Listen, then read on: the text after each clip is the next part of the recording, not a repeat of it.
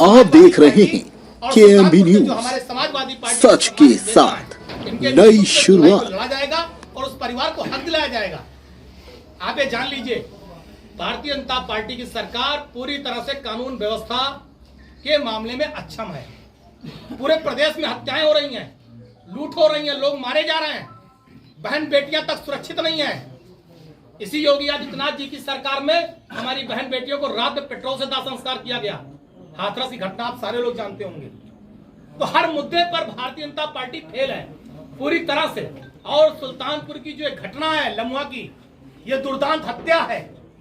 ये एक बड़े अपराध का जीता जागता उदाहरण है भारतीय जनता पार्टी की सरकार में। और ये भारतीय जनता पार्टी और योगी आदित्यनाथ जी की सरकार पर एक बदनुमा धब्बा है।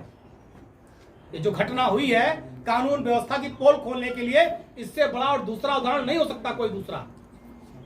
तो निश्चित रूप से जिस तरह से हमारी समाजवादी पार्टी, हमारे नेता चाहे माननीय संतोष पांडे जी हो, चाहे अरुण ब्रह्मा जी हो, चाहे जिलाध्यक्ष जी हो, सारे लोग उनके परिवार से मिले थे।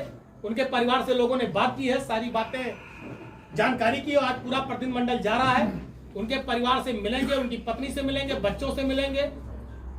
सारी जानकारी हम लोग राष्ट्रीय अध्यक्ष जी को देंगे। और मैं आपकी मीडिया के सामने बहुत ही गंभीरता से इस बात को कह रहा हूं कि हमारे सुल्तानपुर जनपद के जो भी हमारे नेता पदाधिकारी हैं, पार्टी के नेता हैं, वो अंतिम तक इस लड़ाई को लड़ेंगे, उस परिवार को न्याय दिलाएंगे। ये राष्ट्रीय अध्यक्ष जी ने भी आश्वस्त किया है। राष्ट्रीय अध्यक्ष जी की तरफ से हम इस बात को बहुत गंभीरता से कह रहे हैं। और पिछले 6 सालों में अगर आप रिकॉर्ड उठाकर देखना चाहिए तो मुझे इस बात को कहने में कोई गुरेज नहीं है या झूठ भी नहीं है। बहुत भारी संख्या में ब्राह्मण समाज के लोग मारे गए। बस्ती जनपद में ले लीजिए, कबीर तिवारी, वो तो भारतीय जनता पार्टी एबीवीपी का नेता था, उसकी हत्या हो गई। क्या कार्रवाई? उसकी बहन आज भी रो रही, बिलक रही है। कोई न्याय नहीं मिला, कोई कार्रवाई नहीं, क्योंकि मारने वालों पर सत्ता का संरक्षण था। बागा में मारे गए, क्या हुआ? इलाहाबाद में एक ही परिवार के लोग 5 लोग मारे गए, क्या हुआ? एटा में मारे गए, क्या हुआ?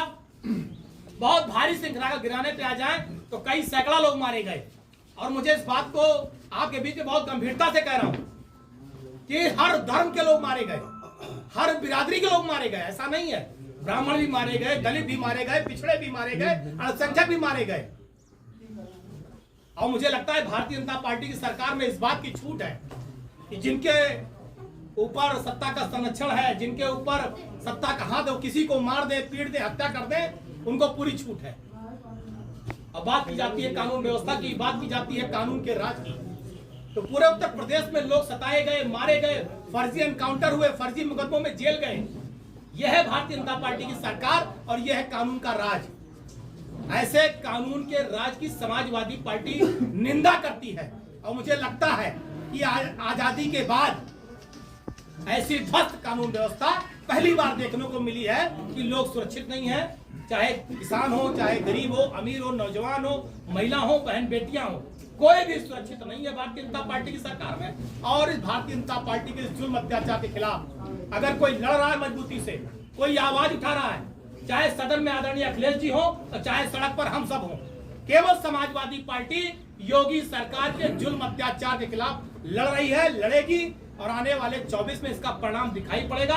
आने वाले समय में जनता भी समझ रही है कि अगर कोई कानून का राज दे सकता है, अगर कोई हमें सुरक्षित रख सकता है, अगर कोई हमें सुरक्षा दे सकता है, तो केवल समाजवादी पार्टी है। धन्यवाद। सत्ता पक्ष की सांसद हैं मेनका गांधी, विधायक हैं, शहर विधायक हैं, लोग भी दिनों में क्या कार्रवाई दिखाई पड़ी? आप मीडिया के सम्मानित साथी हैं, आप बंधु हैं, आप बता दीजिए क्या परिवार को?